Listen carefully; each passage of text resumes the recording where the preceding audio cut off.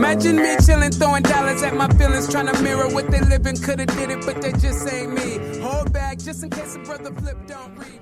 And welcome back to the Tap or Snap podcast. We've been trying to start this thing for 5 minutes.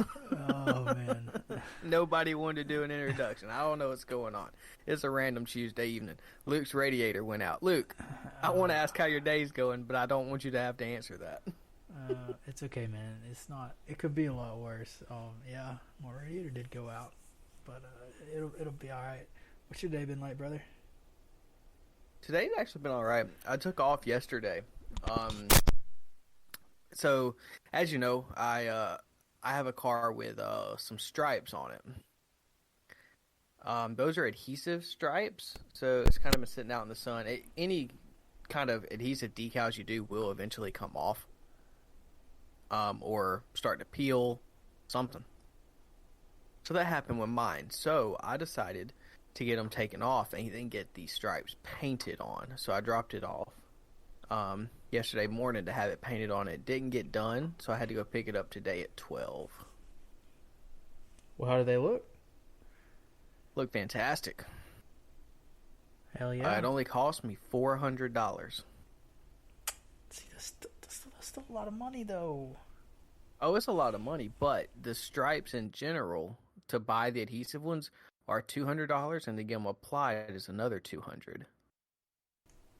I mean, I guess that's for me I guess that's kind of fair. To get them painted on, and most of that's labor, but to get them painted on and it'd be a permanent solution, I was all for it. I get that. Well, heck yeah.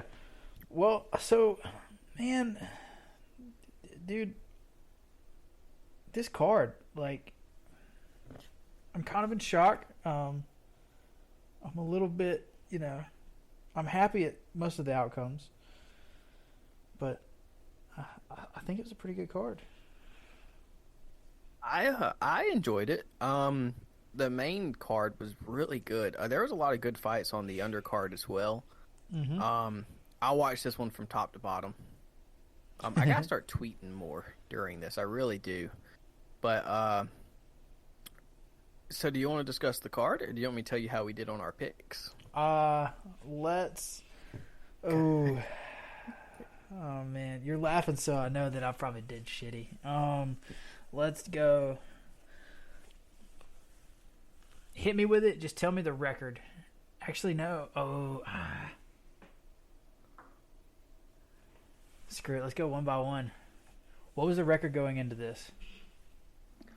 Going into this, I was 13-15, and you were 15-13. So we just had I'm going to use a big math word. Well, it's not technically correct, but we had reciprocal records. Oh, shut up with that shit. Don't be saying that stuff, that garbage. Reciprocal. Inverted? Yeah. Backwards? All right, let's go with it. Let's start with Tavares and Akhmedov. So I got to see a little bit of this, but I didn't get to watch the whole thing. I heard it was a pretty good fight. It was. I didn't think it was a split decision. I really think Brad Tavares should have won a unanimous decision, but okay. But at the end of the day, it was actually a very entertaining fight. Tavares did pull out the win. I had Tavares and you had Akhmedov. Yeah, I know. Don't worry, it all goes downhill from there. Thanks. Did you get to see that Ilya Taporia and Ryan Hall fight? I did not actually. I saw some of the highlights from it.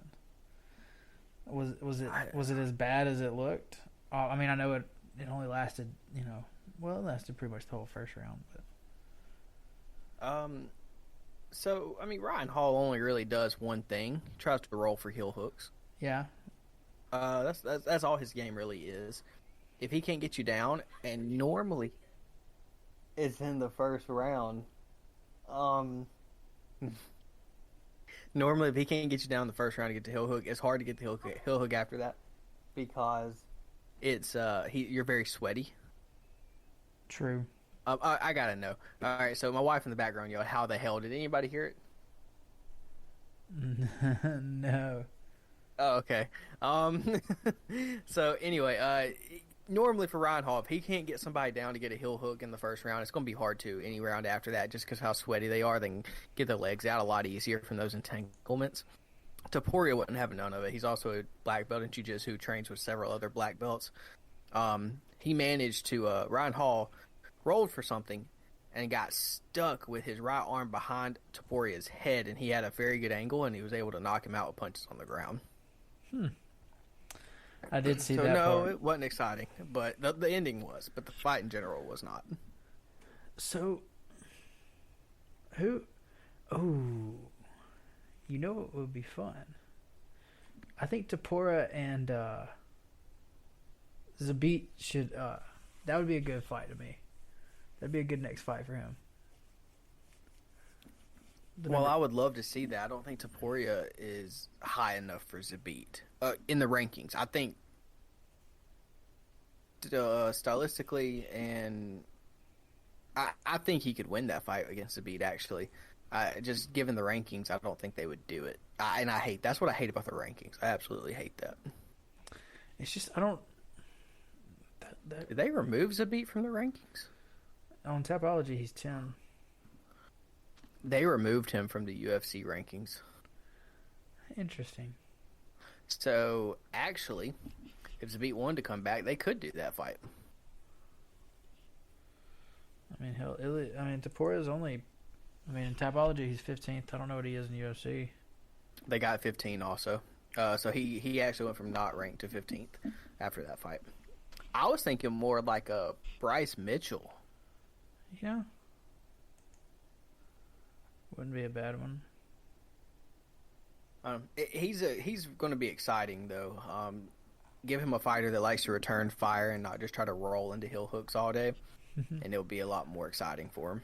Yeah, that would be a good matchup. I'm telling you what, that looking at the rankings of the featherweights, I mean, there's a lot of guys with like 1, 2, 3 losses, no losses. Yeah, yeah, that's what's fun about that one, right? Holy shit! I really never noticed. Oh my goodness! See, I'm down in like Tapology, like down in like the 25th, and you're still at like 13-4, 19-5, 17-0, 10-3, 18-4, 13-2, 10-0. I mean, shit. 18-3 of 45. It's a fun weight class for sure. That's why I don't understand. I'll be honest with you. I don't understand why Connor doesn't go back down. But I don't know if he wants to cut that much weight. We'll get into that later. Anyways, okay, yeah, we'll talk about it later. Anyways, good fight. From what you're saying, not good fight. Sorry. Ugh. I apologize about that. He's a good fighter by what you're saying, and a good fight would be to see him go against Mitchell, and I'd like to see that too. I wouldn't mind seeing that. That'd be a fun one. Ryan Hall needs to learn to stand on his damn feet for a little bit. Yeah, he posted on I don't know if it was Twitter or Instagram. I don't have Instagram, but he said that he broke his hand in the first punch that he landed of the fight. But he doesn't throw a whole lot of punches anyway. I don't know if that would have made a difference in him trying to secure the legs when going for the entanglements. I'm just not sure. I don't know. I don't do a whole lot of inverting and entangling legs in my jiu-jitsu, so I don't really play that game. I don't feel like you can do that much damage as a featherweight without being able to at least hit. I mean, I can't disagree seeing how he just got knocked out. So That's all I'm saying. The fight after that one, Michael Pereira and Nico Price, that was a fun fight. And that was, if you're looking at a fight of the night from a standpoint of a back and forth fight, that one had my vote over the O'Malley and Motino fight. I'm actually with you. I really like that. I actually got to watch this fight, and it was a good one. I like Pereira. I liked watching him fight. Nico Price wasn't bad. Like you said, it was a good little exchange. Like, I don't know if I'm too much with the unanimous decision, but I mean, I do like that. That was a good fight. Yeah, I really liked how Nico kind of. I think he could feel he was down on the scorecards, and he was really going for it that last round. He was trying his best. Yeah, he really was. That's kind of what you want to see. You want to see someone kind of empty that gas tank and not let up. So that was a very entertaining fight. That was. I don't think that one's getting enough praise. Very good fight. I'm with you. I am with you. Who I'm not with is Carlos Condit anymore. Man, he did not look good, did he? No, and I'm not. That's a joke. I'm still with him. You know, he's still a legend of the game. But man, it just wasn't as fun to watch as it used to be. It wasn't. I think Max Griffin definitely won that fight. Unfortunately, we both picked Condit to win. Oh no. So. Okay, 0-2. Awesome.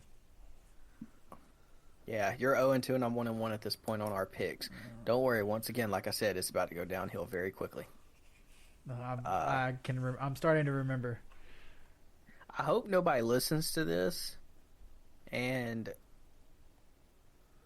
makes bets based off what we say. I'm just gonna put that out there. I'm cool with that. So, what'd you think of the O'Malley and Matino fight? You mean the O'Malley versus the Crimson Chin fight? I thought it was the Crimson Chin. I thought it was pretty good.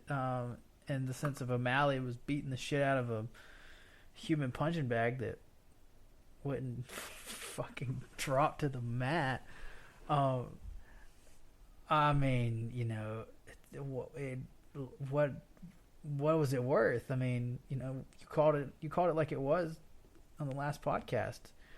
I mean, he had an opportunity at a, you know, top 15, you know, fighter in Lewis, but then, well, not really top 15, but you had a decent opponent, and then now you get a guy who on short notice, first UFC fight, and you dominate, you know. So you take it as it is, and he said afterwards, he was like, "All right, now give me a damn opponent that's worth something."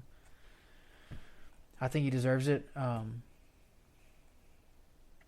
You know, but I think he's got to really, you know. I think he should have knocked him out in the first, in my opinion. But I really think they should have stopped that fight at the end of the first round, seeing how he didn't know where corner was his, and his team had to escort him back to their corner. Yeah. I really think they should have stopped the fight then. Either way, I'm with you. I hate that for Chris because he came to fight. Like, he wasn't backing down. Oh, no. Not by any means. Kudos to that guy. I have so much respect for him and how tough he was. I definitely noticed in the last 30 seconds that O'Malley was starting to sit down on his punches, and I knew he was looking to put him out.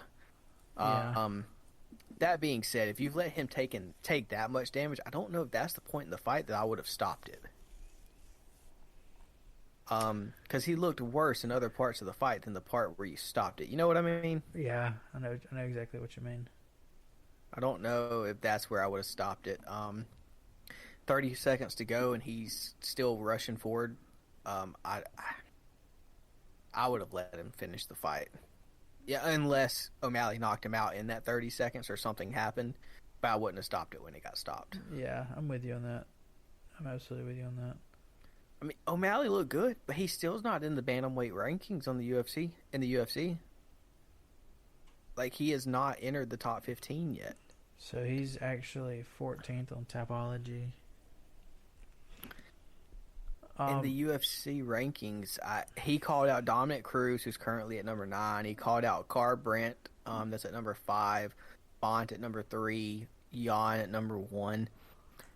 And he has a loss to number 13, Marlon Vera. I think he needs to fight someone in the top 11 through 15. I think he needs to beat someone in that range. And I think a good opponent for him to do that against would be either Kyler Phillips or Jimmy Rivera. I'm gonna disagree.